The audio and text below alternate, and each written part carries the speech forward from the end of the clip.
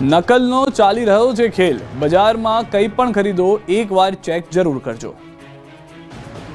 બજારમાંથી ખાદ્ય ચીજોની ખરીદી કરો તો અચૂક ચેક કરી લેજો। પૈસા માટે નકલનો ખેલ કરી કેટલાક લેભાગુઓ લોકોના સ્વાસ્થ્ય સાથે ગંભીર ચેડા કરી રહ્યા છે।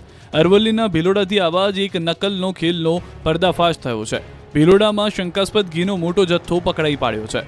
આ સાલ જીઆઈડીસીમાં બાપાશ્રી નામની પેઢીમાં ફૂડ એન્ડ ડ્રગ્સ વિભાગે દરોડા પાડીને શંકાસ્પદ 4039 કિલો ઘી અને 397 કિલો ઘીનો જથ્થો જપ્ત કર્યો છે। આ સાથે જ ખાદ્ય વિભાગે કુલ 23.93 લાખનો મુદ્દામાલ જપ્ત કર્યો।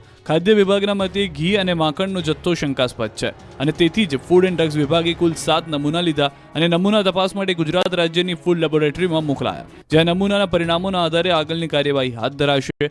Aravalli SOG, food and drugs વિભાગ અને એફએસએલ ટીમની સંયુક્ત કાર્યવાહી કરીને આ દરોડા પાડ્યા હતા। છેલ્લા કેટલાક સમયથી આ જીઆઈડીસીમાં શંકાસ્પદ ઘી બનતું હોવાની ચર્ચાઓ ચાલી રહી છે। આ માહિતીના આધારે બંને વિભાગો ઓપરેશન પાર પાડ્યું। આ શંકાસ્પદ ઘી ક્યાં ક્યાં મોકલવામાં આવતું હતું તે અંગે પણ તપાસ ચાલી રહી છે।